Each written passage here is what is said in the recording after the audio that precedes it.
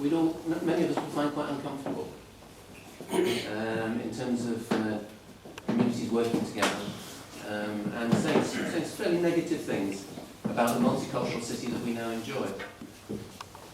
And just as I was finishing the conversation, thinking that I wasn't winning many points, she said to me, and another thing, pointing down the valley at the Medina Mosque, she said, that mosque, she said, do you think it would be possible for me to go inside? It looks a fantastic building. I'd like to find out much more about what goes on in there. And I'm delighted that so many people, the mosque has taken that initiative of bringing so many people in and understanding to an understanding of Islam. And I know that work you do in the Laban Road Mosque is also very important. And this sort of initiative as well plays a very big role. And it was interesting, Wajid, when you said that this is the first, to your knowledge, there may be others, first partnership between the mosque and this sort of initiative. And that is a great tribute to the work that you do.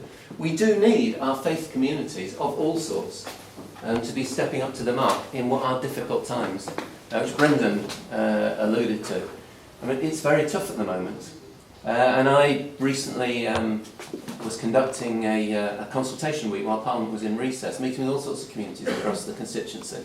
And there is a real fear that the kind of community capacity that we have in terms of voluntary groups and facilities is beginning to fall away under the pressure of public expenditure cuts. We can't afford, because things will get better, we can't afford to come out of these difficult times at the moment with our social infrastructure and our community infrastructure destroyed. We've got to work so much harder to retain that infrastructure, and initiatives like this are so important because, as Brendan was saying, and as you've alluded to, Rashid, looking at the crime statistics, if we don't come together and take these sort of initiatives, then there are difficult social consequences for all of us. And I thought that Clinton's points were very pertinent as well in terms of the importance of boxing. I have to say, I was never a boxer. I don't look like a boxer, frankly, do I?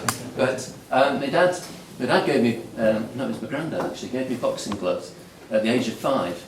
My dad's family comes from the East End of London and have a tradition in boxing. I never made it, but I do recognise the importance of boxing.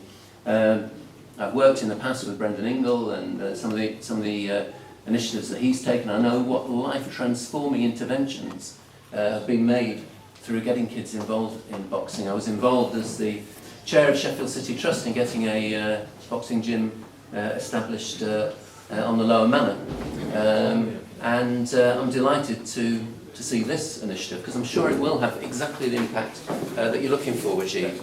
But also that it's about much more than just boxing. Of course, yeah. All those other activities that I know you're planning for here, which will reach out to other sections of young people and other sections of the community, will also have a huge impact. And the more that we can do to engage people, not only in boxing, but also in sport and in other activities, because we know we're facing real health problems if we don't engage people in these sort of activities. Just as a final point, I was very struck by the opening verses of the Quran as they were explained to us in terms of the need to do good.